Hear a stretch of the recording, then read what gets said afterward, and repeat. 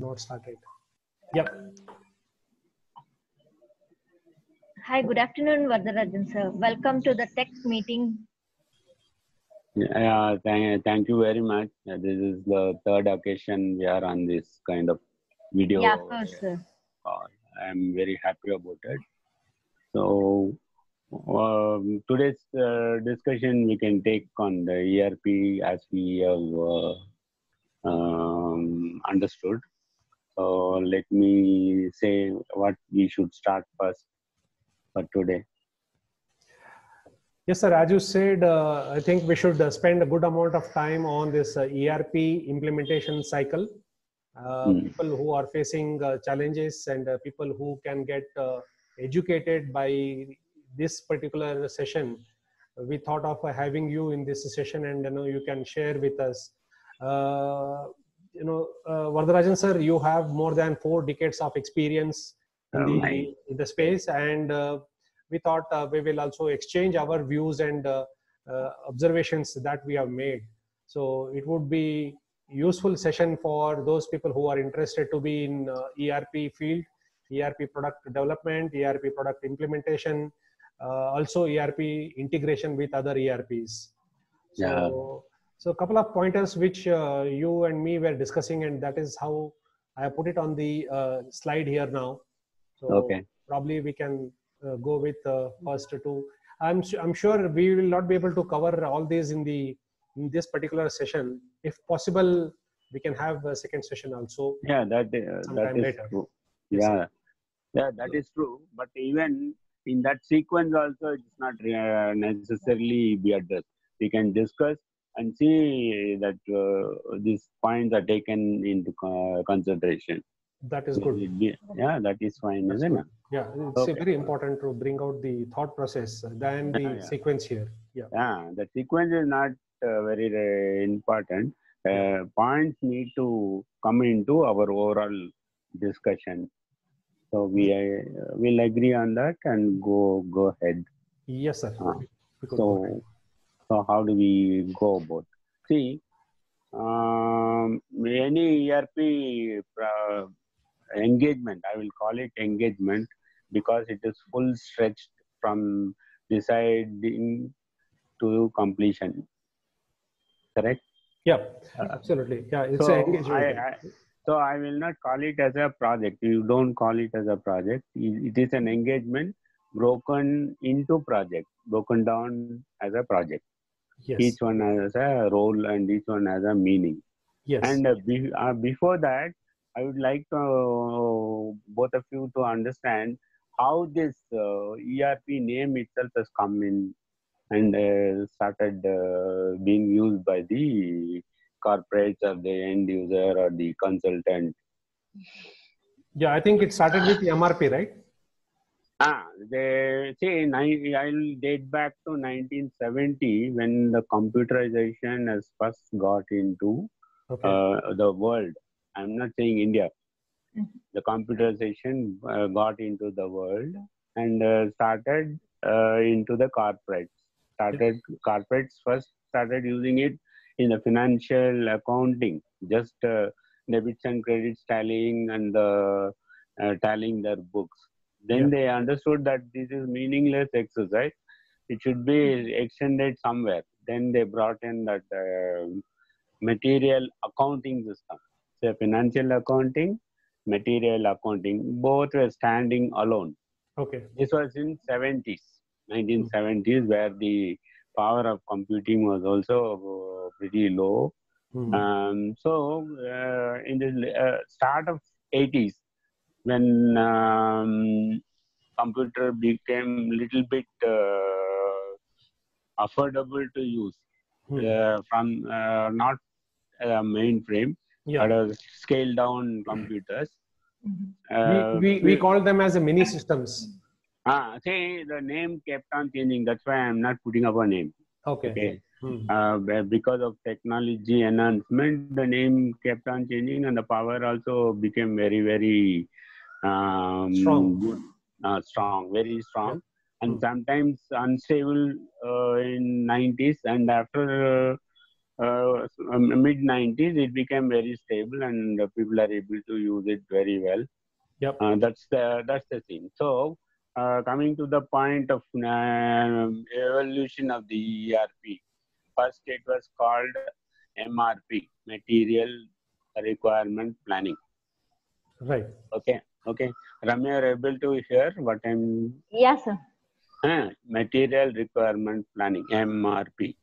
That means fundamentally it was meant for manufacturing operations. So material requirement planning, that is what the word material came. Then what happened? Then also not fully accounted, it is not stretching fully. So they wanted to also bring in the manufacturing aspect of it. Then they made it as MRP2. Yeah, okay. If I remember correctly, sir, as you said, first time it was only a finance accounting, and when they added the purchase system into this, along with the finance system, then it became as a MRP. No. And subsequently, I think in MRP2, they added the manufacturing processes, where the material was, both material planning and machine planning also. All these came inside. Yes. So, so nothing was standalone. They had a integrated system, but the mandatory thing is computer. So, if I have to define MRP2, it was designated as computer-based integrated manufacturing resources planning system. Okay. So, two things coming out. It is an integrated system and it should be run through a computer-based thing. Okay. So, technology has come in, integration has come in. Also, there is an element of a database, no? It is a single source of database. Yeah, mostly single source of database. Yeah. From where data is kept in one place only, and too many heterogeneity was not there. Okay. Mostly it is homogeneous data. Okay. You got the point? Yes. Homogeneous data. Yep. So entire organization got homogeneous data. But at this point, locations, multi-locations were not thought of. It was only single location working from. It's all purely, if you look back, it is technology which was giving this roadblock or whatever it is, not able to fully stretch. Even if your mind has already planned, practically not able to install these inside the thing. These are the limitations. In the 80s, you understand? See, you must have thought, okay, I will integrate 4 factories and have a common material planning, common production planning, and I will have a few productions run here in this factory, few other shift it to other factory. I will also manage the capacity of the factories as a whole. All these were on paper, but it was not taken into the computer purely because technology was not that powerful at that point. It was limited. I think if I just add an angle to this, your technology, what you said, the limitation was because it is a client-server architecture. It was not a 3-tier architecture. It was only a 2-tier architecture where, because of that, I think they were not able to scale it up. See, LAN was not very powerful as today's thing, and LAN was always the thing. Then OS, which OS? Your Unix was not very comfortable. Yeah. Then you don't have a powerful continuous working of the UPS, uninterrupted power supplies. Yeah, I think Unix was not open at that time. Only BSD Unix was there, and that also needed not the PCs. PCs were not there. PCs were there in the year 86 or 87. So before that, I think it was only a huge system, which we used to call it as a mini system. And on mini top of that, computer and terminals were there. Terminals, exactly. Not very active terminals. These are all dumb terminals. It was called. Right. I think when I started working in Wipro in 1986, 87, that's the time we had seen only the COBOL. The COBOL was there on the server and running on the BSD Unix.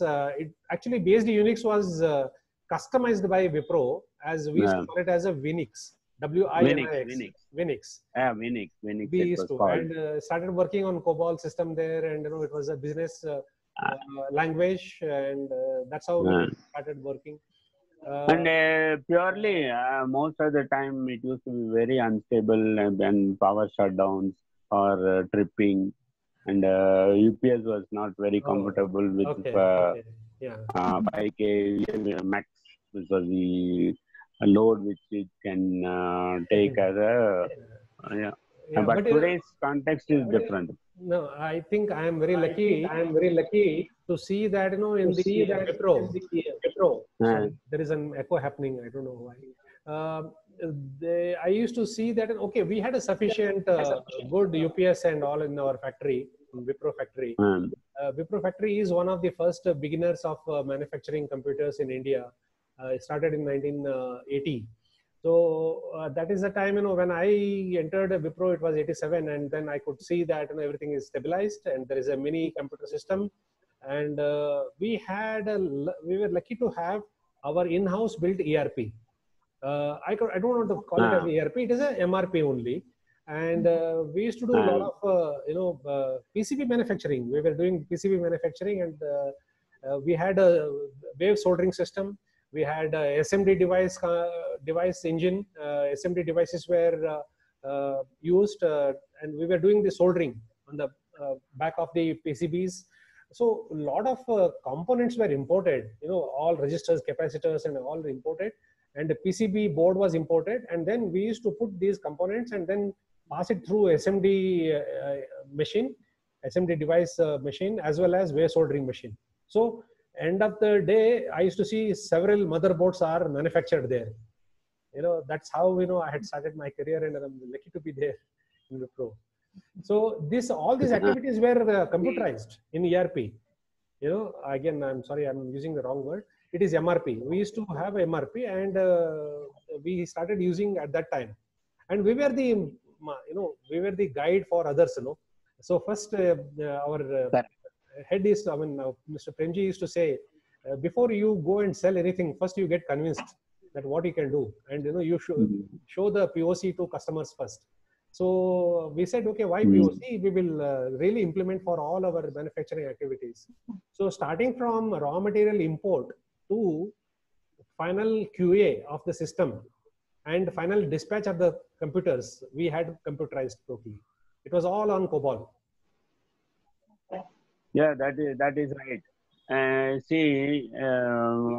Then after that, scaling down to your Oracle and client server thing, little bit of comfort, and even Windows came into thing where GUI was a thing.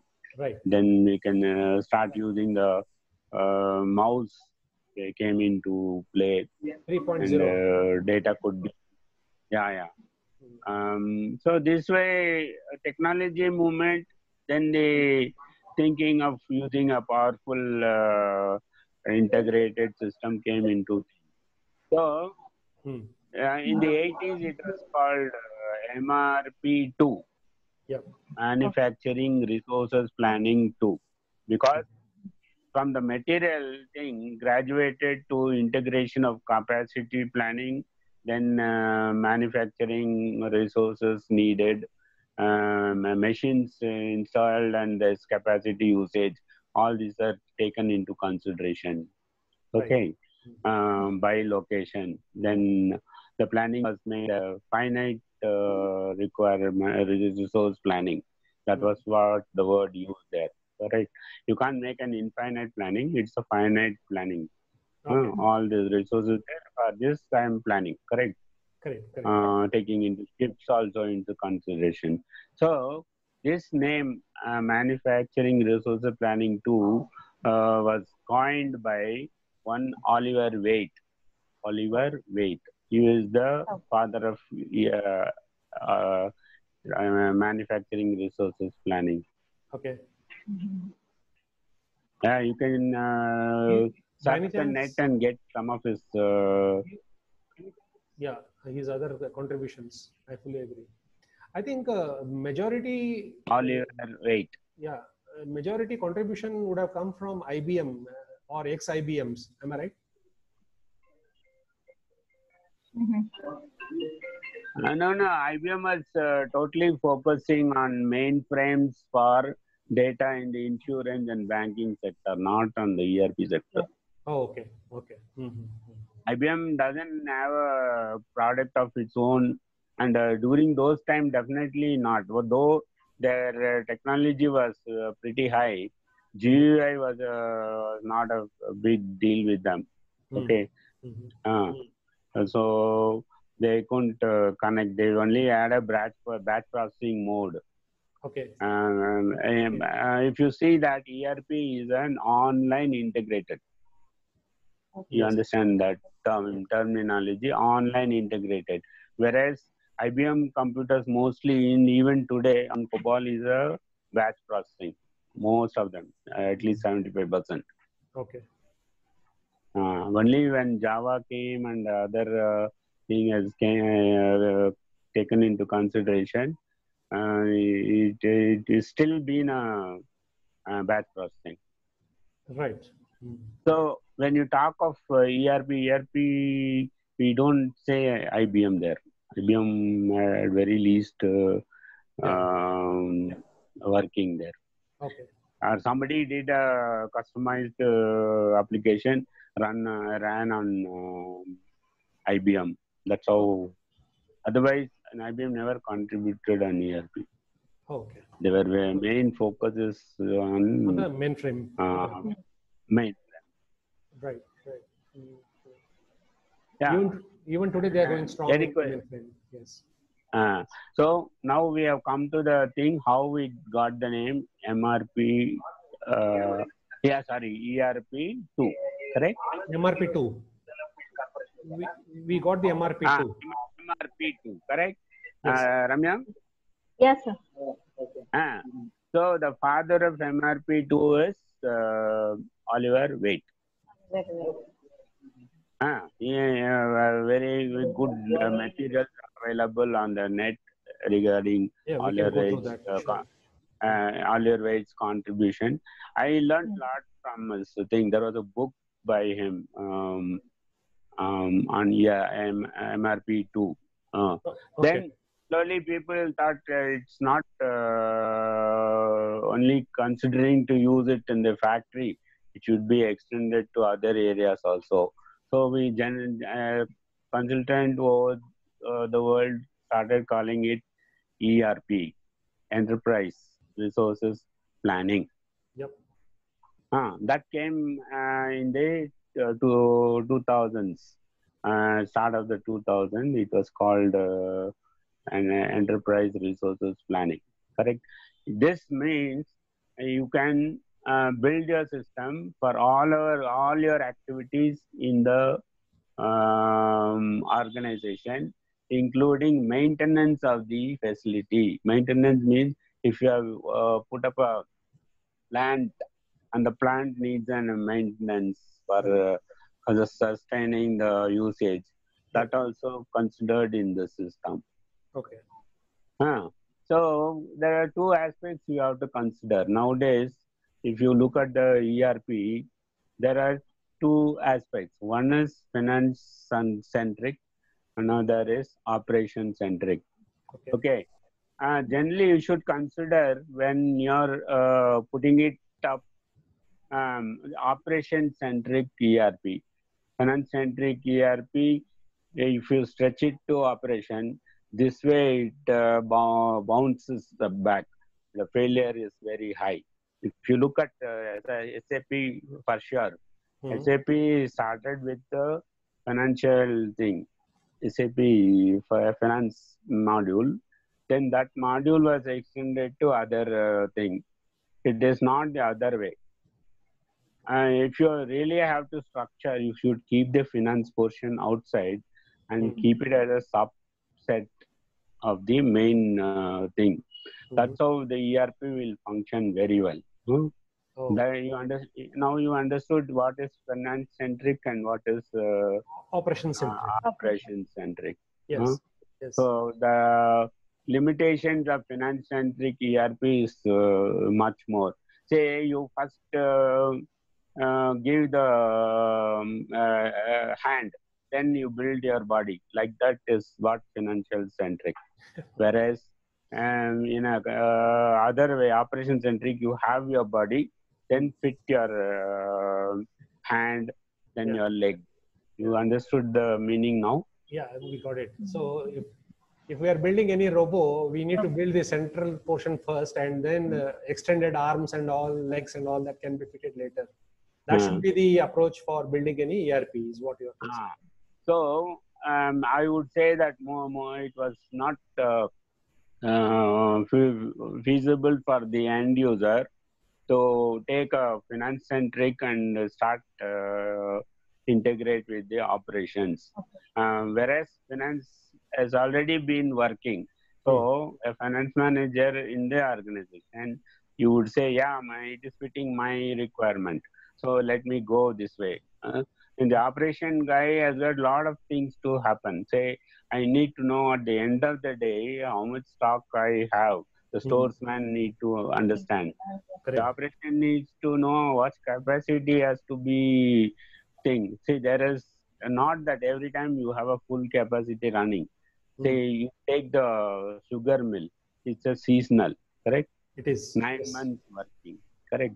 The capacity is used to that extent.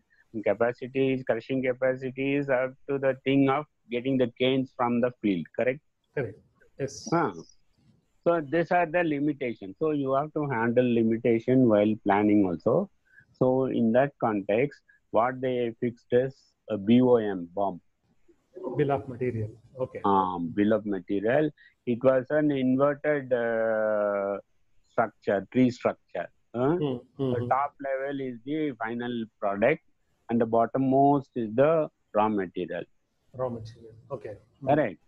So if you are building a car, you have the thing assembly, sub-assembly, then you have the other main thing, car, then the main frame of the car, then you have the paint variations.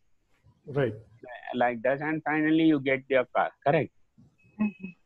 So bill of material supports the full, it's called exploding the bill of material and find out what is the points you required.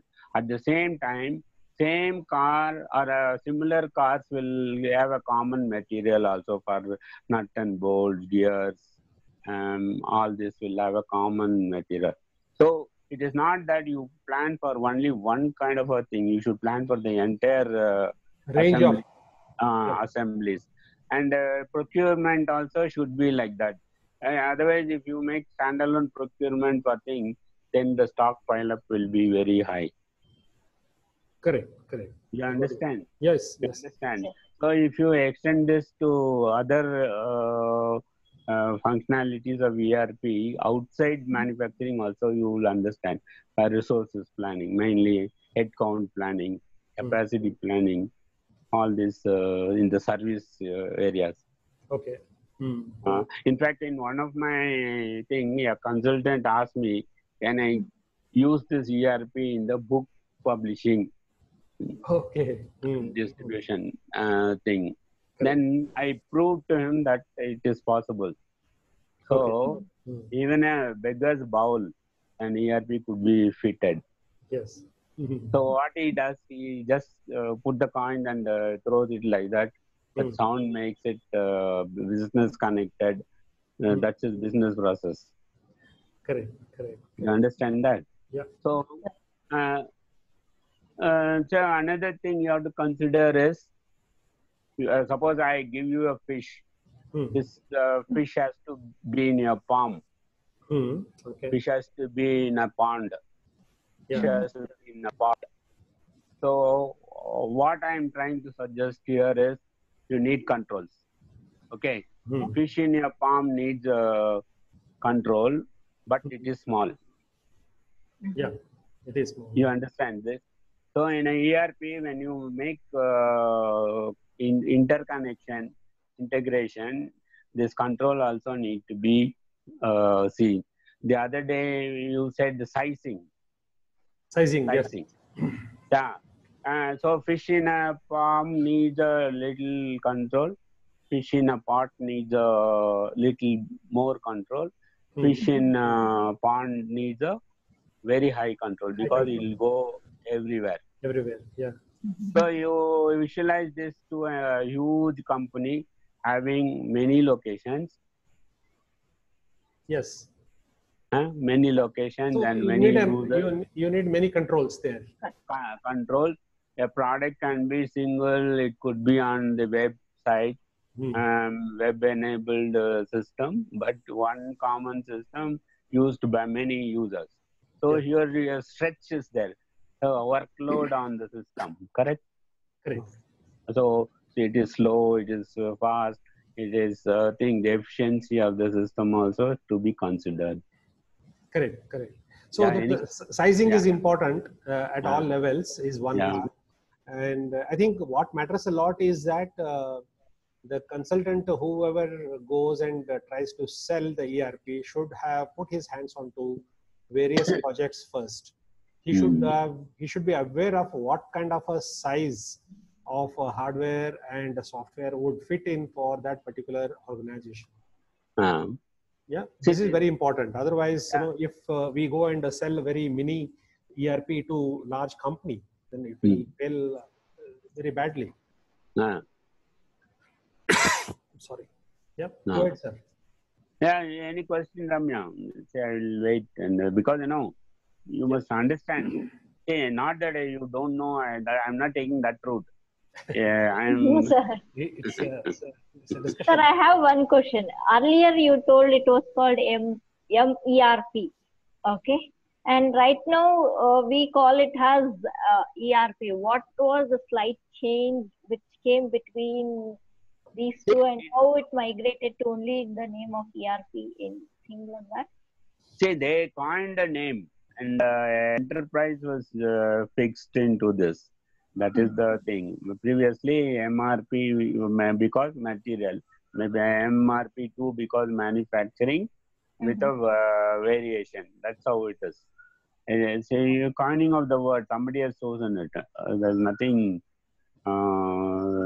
thing on the naming convention. My observation is this way, Ramya.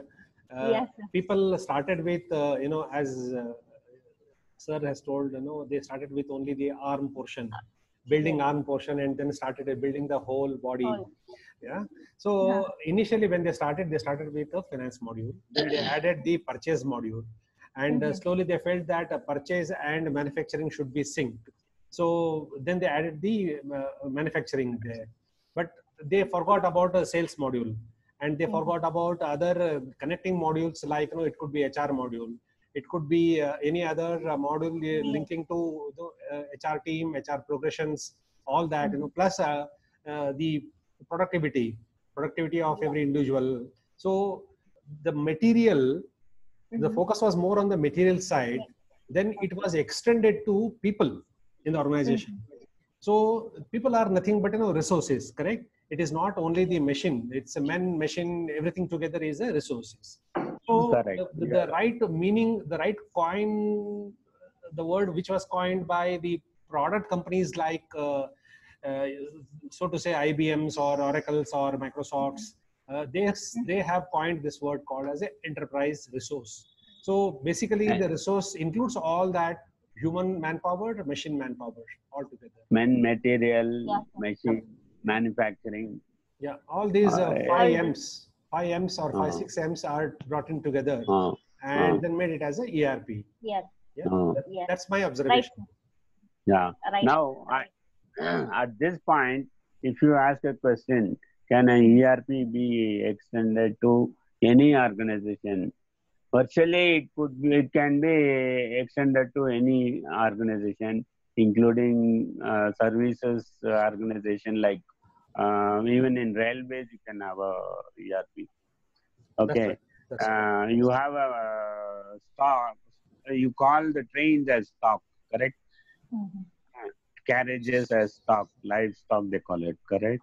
Mm. So how many are there, where it is located, you can trace it, and for 2 days, 10 trains are going. So you keep it available, the resources, the driver, the guard, then the other service providers, in those are all men, correct? Mm.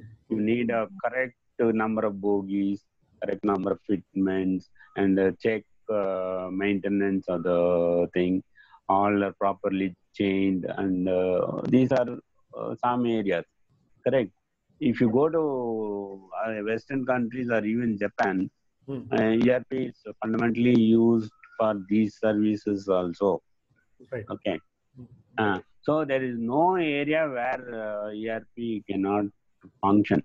Only thing is you must give the right spec, right requirement, and right people to handle, and people need a training. I insist, people need a training. The mindset is very, very hard to break. So you need a training. And you need somebody to drive the initiative, not necessarily the top management. Yeah, I agree. Yeah, someone is required Any, to drive any it. question? Yeah. Any question there? The question starts that there are several companies who are selling ERP products, but when they go and try to sell to large customers like sugar industry or cement industry, or they can come and sell to the train bogie manufacturers, or so-called as a turbine manufacturers. There is a difference between process industry and the batch production industry. So correct. there is a lot of difference between the requirements of process industry and the requirements of the batch production industry. So I think one has to look at that categorization of what customer is into, and what is that their needs coming up, and how it is going to function. I mean, both the verticals have equal complexities. Go ahead, sir. Correct. Correct. See, we are talking always about a gap analysis. Gap analysis is, after the gap analysis, we are getting into what is known as customization. See, when you're selecting an ERP, first of all, you have to find out what is the fitment. The fitment is the number of functionality that applies to the specific operations, correct? Right. Whether it is built with such functionality, you can't say that I will give you a customized version later. No. On the first thing, if I give a data, if I as a customer give a data and run it, should it be possible for the existing functionality to run and give me a report? At least 80%, not fully. That remaining only we must try to, in most of the cases, this is not happening at all. Okay. This is where the, so you can't just go by judgment. If you, for your convenience, if you see how many SAP fully, they have many models, correct? How many are fully implemented? To find out. In most of the cases, purchase would have been implemented, the FICO portion would have been implemented. These are all finance, because SAP came with finance first, then the material. Others are different. And even our Tally in our Indian groomed product, first Tally's finance came. Then only the rest of the things sprouted. Like that, many are there in even Indian context where you only build like that. That is where the basic thing is failing. To answer Anand, how will I get the full thing on this? Gap analysis should cover what is the process in the company. Entire organization's business process and delivery process need to be considered. Then the fitment has to be arrived at. Correct. Correct. Is it answering your question? I mean, on one side, the customers are with the different needs, and on the other hand, when we as a consultant go and try to sell, we should know the limitations of the product, what we're selling. See, very important thing is that I can't go and sell Tally ERP to sugar industry, because sugar industry needs several different processes. Whereas Tally may not be sufficient enough over there. So we need to really see whether the ready product in the market would fit in there, or we have to see their processes and customize and then deliver. So that is what we have approached. The second one, which I told you just now, is we understood their various processes in various pockets within the sugar industry. Purchase, sales, accounting is very common over there, but these are at the very bottom level. Those are all very small. Very small compared to the process. Cutting, crushing. Crushing is the major. And getting the chemicals. There is a lab module, and there is a weighing bridge module where the weigh bridge. Canes are measured, and then the material comes in, and then it is coming with a different grades, and the different grades have to be paid with a different rates, which is fixed by the management. So all these we have to think before we propose any solution. So it matters a lot in terms of having exposure to all these process industry, and also it matters a lot in terms of knowing which product would fit in for this product industry. So that's where we excelled compared to others. So we were able to quickly put our thoughts into the paper, and then we made a presentation to the whole management saying that any of these ready products in the market will not fit into your requirement. So there is a need for custom built ERP is what we were able to convince. And once the management understood that, and then they asked us to do further study. So once we did a further study, then that's where we did a gap analysis, like what actually the process are there, and what is the hardware software required, and if hardware is there, now what is the next step in the software, and what is that we are going to build. Then the question arises whether do they go for licensed product, or whether they want to go for open source product. So depends on, again, customers' budget.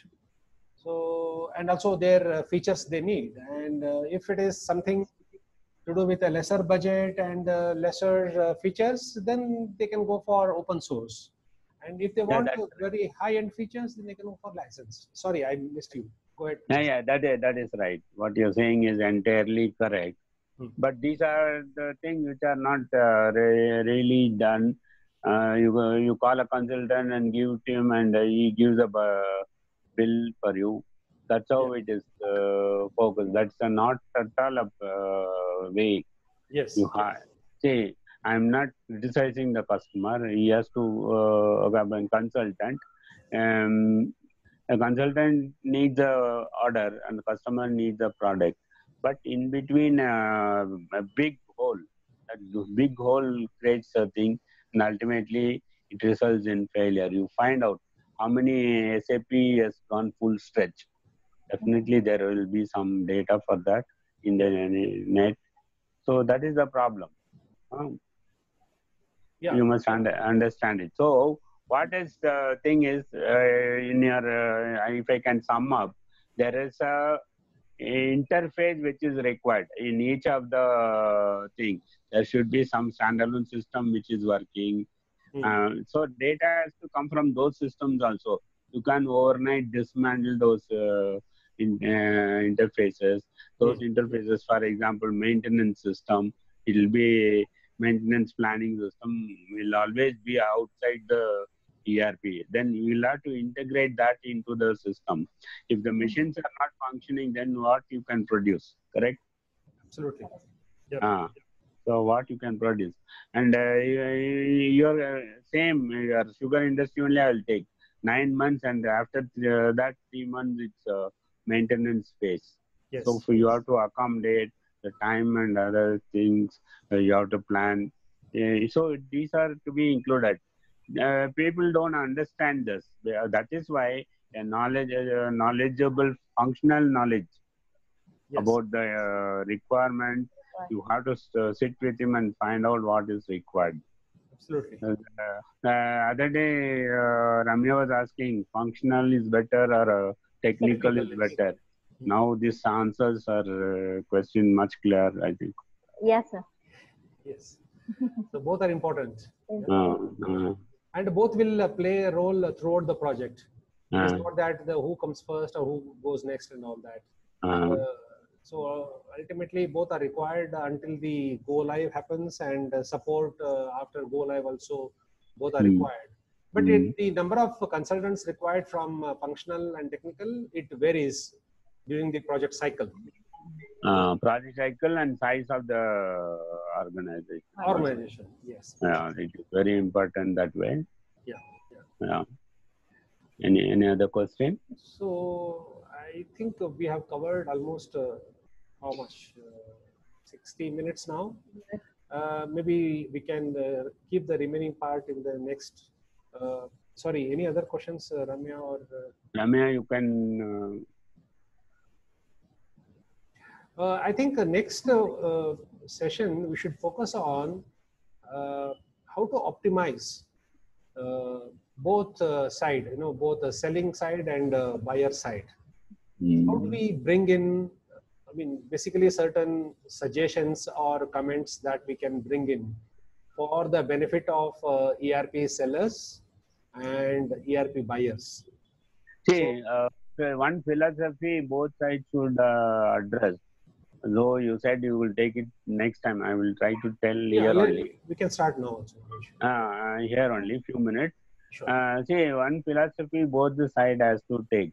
See, I am going from the customer side, I am buying something. It's going to be with me for a very long time. I'm going to improve upon what is being given. That philosophy has to come. It should not be that I have invested so much and it is going to be a big headache for me. Hurdle for me, like that it should not be. Whereas from the customer's point of view, hey, I've sold it. Let me remove my tie. That kind of attitude should not be there. This is where basic problem is. Correct. Got it. So I think it's most of us are knowing about the project cycle, which we have covered. Most of information related to how the ERP started its birth and then how it is evolved over a period of time, that also we have covered. And probably we may have to look at the next time the budgets. How do we look at budgeting is one part, and how do we, having fixed the budget, how do we monitor whether the costs are under control or are they going beyond the budget? That is one. Secondly, what are the different steps to reduce I don't want to say reduce the cost, I could say how to optimize the effort from both the sides, the selling side as well as buying side, so that both of them get benefited. So these some of the steps we need to educate them, and they would get benefited. That's what I feel. Okay, that's fine. So next time, Ramya, you can also take some of the points and see whether I can cover. This is from my books I am giving. From my experience. You can also put up the thing from your side. You can address that, correct? Correct. Sir. I don't know, Ramya, my suggestion could be that, since Ramya is coming from training background and she herself is driving the training business now, and over a period of time, she has become even a good trainer as well as business head for the training business. Probably she can bring in a concept of different trainings at different levels. What are the things one has to take care within the organization or outside the organization? At what levels training can be brought in to optimize the investment? Optimize. Yeah, you just see whether ERP can be included in your implementable in your training area. You just find out how, just visualize and see. That could be a good thing. Hello. Sir, hello. Yeah. Sir, our main training program is on ERP and only on Microsoft ERP. Okay. That's fine. And we meet most of the customers, clients who are working on this ERP and the scenarios what they are facing. In the call discussion, we'll have a couple of discussions with them, and in some connections, I connect them to the consultant over the period for 10 minutes of discussion, the scenarios what they are facing, how they can bring out on this, and we'll look them to the further training programs. Okay. This is what we work out with them. Okay. Fine. Yes. So we can close now. It's fine. Yes, sir. I think we are done from our side, and thank you so much for your time. And we will look forward to again further sessions from your side, sir. Okay, it should be meaningful. That's what I feel always. It is really useful, sir. Really useful. Yes. Okay, fine. Okay. Yeah. Okay. Thank you, sir. Thank you. Thanks for your time, sir. Okay, fine. Have a good day. Bye. Bye, sir. Okay.